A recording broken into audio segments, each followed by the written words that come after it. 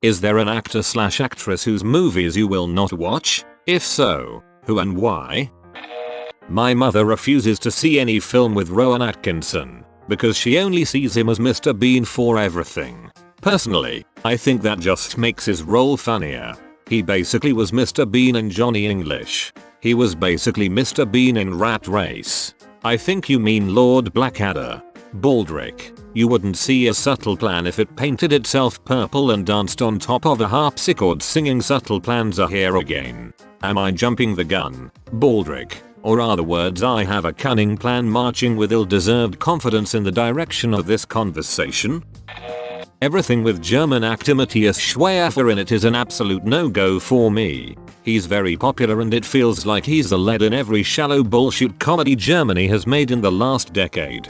Can't stand the guy. Either him or Til Schweiger. They made one movie and then made that movie again 20 other times with tiny differences. Oh my god, I think last week I zapped through the TV and there was a movie with Matthias Schweighöfer and Til Schweiger in a car who were screamed at by dialogists from the car behind them. Never turned off the TV faster. Til Schweiger is way worse. Went to school with his daughter Luna and he was at our prom and his shirt was basically entirely unbuttoned. It was weird. The only movie in which I can stand Til Schweiger basically is Raumschiff Surprise. Salman Khan, Bollywood, overall a bad overrated actor. Killed a few homeless people on the streets as he ran over them in an accident. Framed his driver for that and the driver died unsupported by anyone. He's just a freaking dong. I didn't know any of that and I still never understood his appeal. His movies are the kind where you have a really bulked up macho guy going around speaking in one-liners and beating up bad guys while dancing, and he really can't dance, to innuendo-based songs. The above is the very definition of a mass appeal movie in India given the demographic makeup of the country. And that's what makes him successful. And he knows this. He hasn't tried to do any sensible cinema in years. He has a successful formula and he sticks to it. No way. My mother-in-law loves him. Whoa, I didn't know that about him. Thanks for sharing. Aishwarya Rai, who was his girlfriend in the 90s, said he was physically abusive. He was also charged with illegal gun possession. He has a slew of self-promotions online that are transparently and cringingly vain. Generally a dumb, aggressive, unpleasant meathead, and not particularly talented. Didn't he also blocklist the actor who tried to help her? Bella Thorne and literally any social media influencer.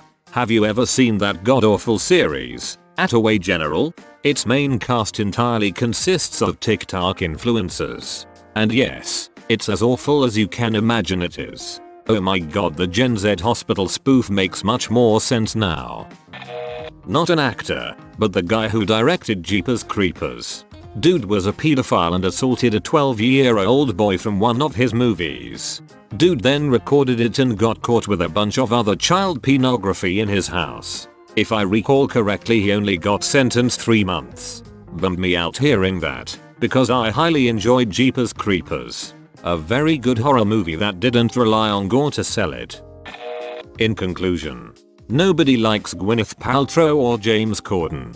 Everyone hates James Corden, which is why he escaped to America. Also, his Ask Me Anything was so funny, because everyone just hated him and so he left. I need a link.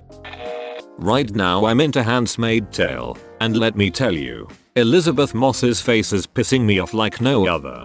If I see one more slow-mo close-up of her face while waiting on her to answer a simple question, I'm gonna freak out. She is also a Scientologist, which is rather ironic considering some of the themes of Handmaid's Tale.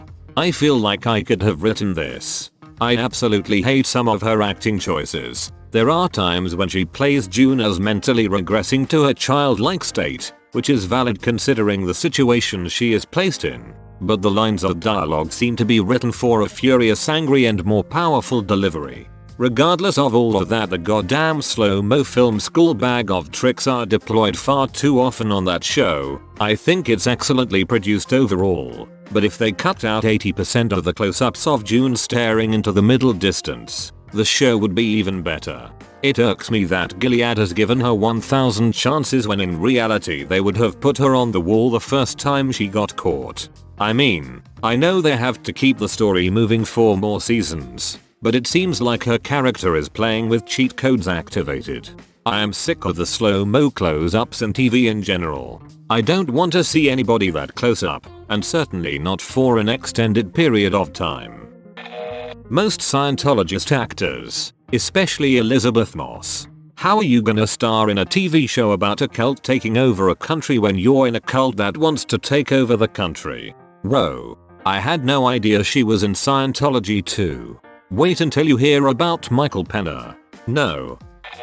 Any YouTuber that tries to act in movies. Almost of those movies suck and are just cash grab bait for teenagers because they love said YouTuber. These movies are only made because popular internet person X stars in it. What about the world-renowned actor Charlie White and his role in Hunger Games?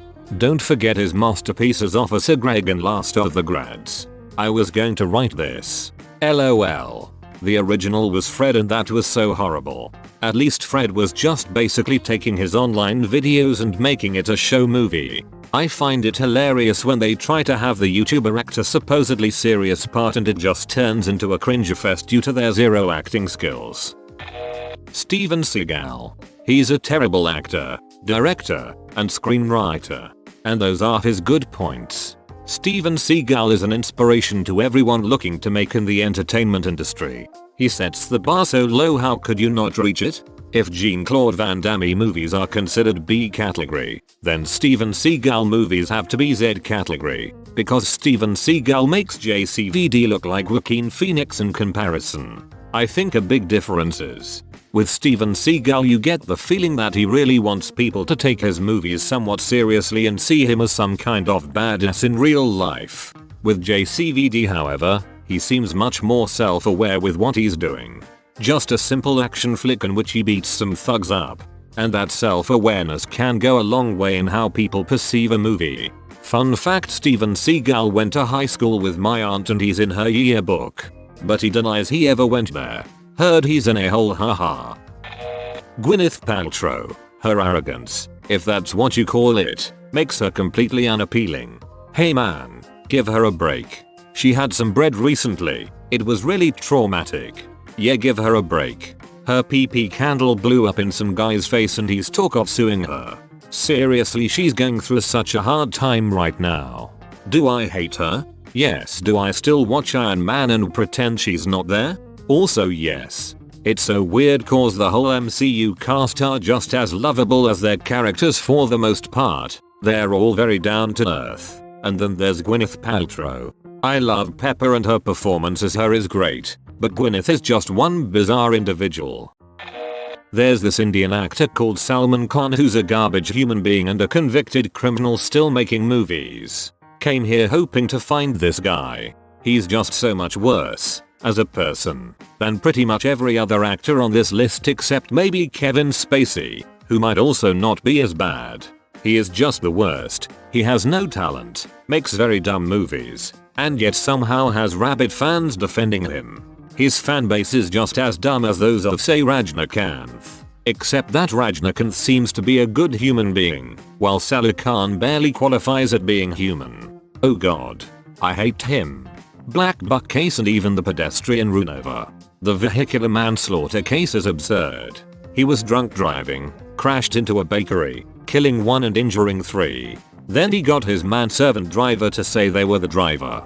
Evidence proved that wasn't true and the driver was charged with perjury. Khan was convicted, but was out on bail pending a sentencing appeal. While out on bail, the main prosecution witness, Khan's bodyguard, disappeared and was only found years later dying of tuberculosis. Without the bodyguard's testimony, Khan got the case tossed out. How to get away with murder. With money. End of season. Season 2. With influence. End of season 2. Gwyneth Paltrow. Can't separate her acting from the goop BS. I really liked Gwyneth when I was young. Then goop happened. Now I avoid her. Shame. I thought she was quite talented. She really does have talent. Shakespeare in Love. 7. The Royal Tannenbaums.